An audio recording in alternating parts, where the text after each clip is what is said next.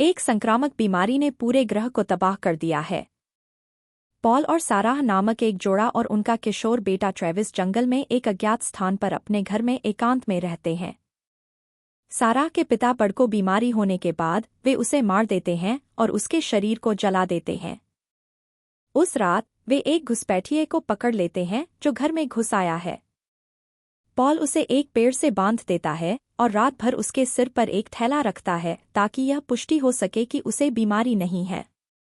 अजनबी विल बताता है कि वह अपनी पत्नी और छोटे बेटे के लिए ताजा पानी की तलाश कर रहा था। विल पानी के बदले कुछ खाने की पेशकश करता है।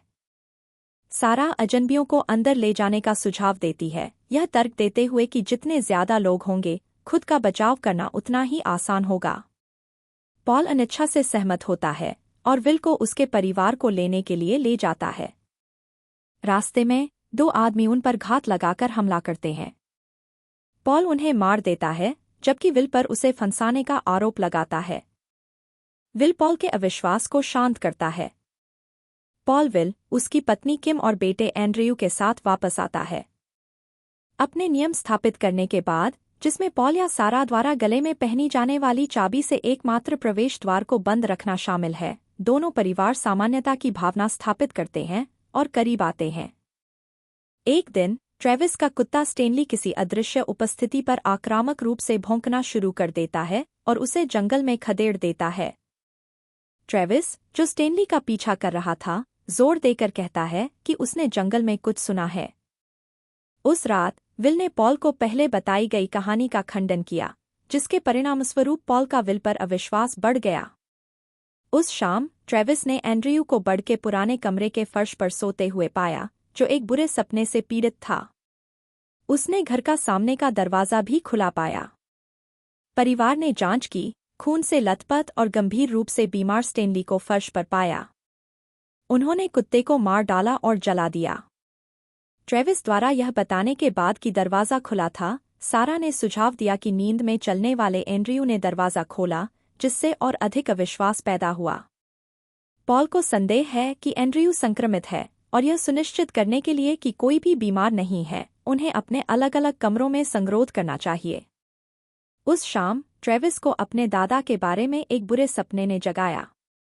अगली सुबह ट्रेविस ने एंड्रयू को लगातार रोते हुए सुना। किम ने विल से कहा कि उन्हें चले जाने की जरूरत है। ट्रेविस ने अपने माता पिता को सूचित किया कि वह भी संक्रमित हो सकता है। पॉल और सारा सुरक्षात्मक मास्क और दस्ताने पहनते हैं और किम और विल का सामना करने के लिए हथियार लेते हैं। विल एक बंदूक खींचता है और पॉल को बंदी बना लेता है।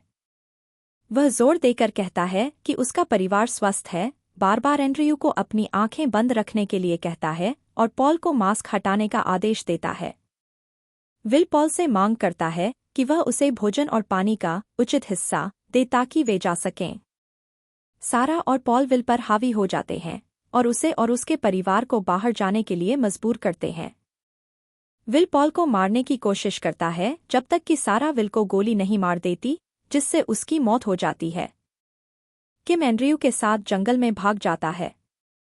पॉल उन पर गोली चलाता है, जिससे एंड्रयू और फिर किम की मौत हो जाती है। बाद में ट्रेविस बिस्तर पर जागता है, स्पष्ट रूप से बीमार। उसकी मां उसे मरते समय सांत्वना देती है।